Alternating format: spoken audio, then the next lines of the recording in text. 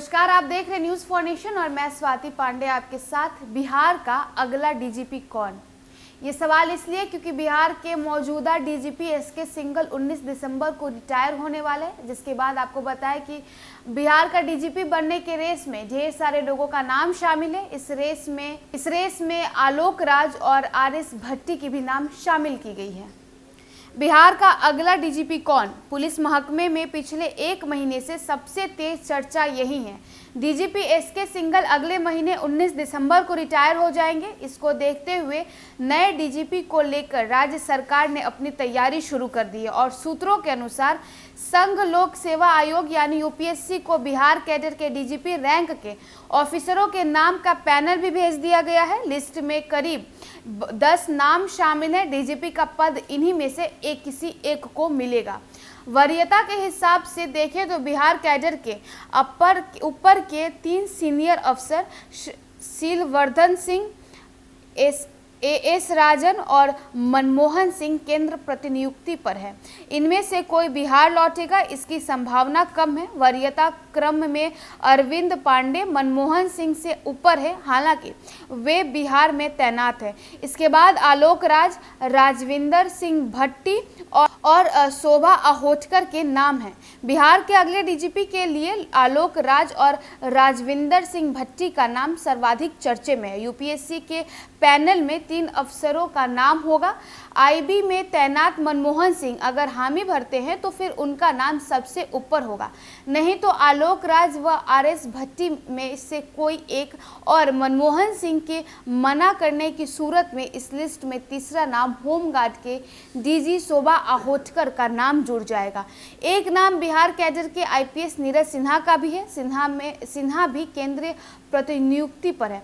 आपको बताया कि राज्य में नए पुलिस महानिदेशक का ऐसे चयन किया जाएगा जिसमें पैनल में तीसरे वर्ष की सेवा वाले 10 अफसर होंगे। सरकार 30 साल सेवा पूरी करने वाले 10 अफसरों का पैनल यूपीएससी को भेजती है।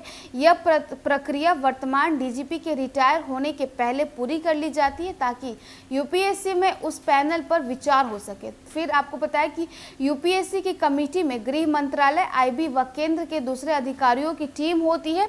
यह हर एक नाम पर विचार करती है। 3 नाम तय होता है और फिर उसे राज्य सरकार को भेज दिया जाता है। यूपीएससी द्वारा भेजे गए 3 अफसरों के पैनल में से सरकार विकल्प के तौर पर एक अफसर का चयन करती है और फिर गृह विभाग डीजीपी के तौर पर संबंधित अफसर के नाम के साथ अधिसूचना जारी करती है। तो वहीं आपको बताया कि इस वरिष्ठता क्रम में सबसे ऊपर कौन है, तो संभावना कम है कि सिंह अपने मूल कैडर बिहार लौटेंगे।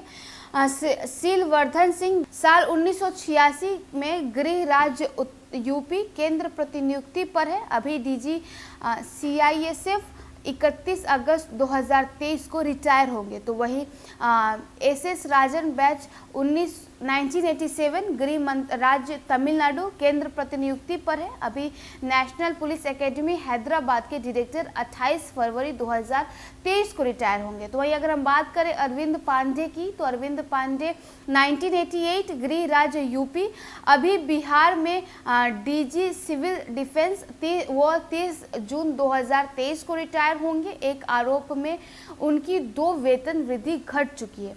तो वही अगर हम बात करें मनमोहन सिंह की, तो मनमोहन सिंह बैच 1988 जिनकी गृह राज्य पंजाब है, केंद्र प्रतिनियुक्ति पर है, अभी आईबी में तैनात है। 31 जुलाई 2023 को रिटायर होंगे। नौकरी 6 महीने से अधिक बची हुई है।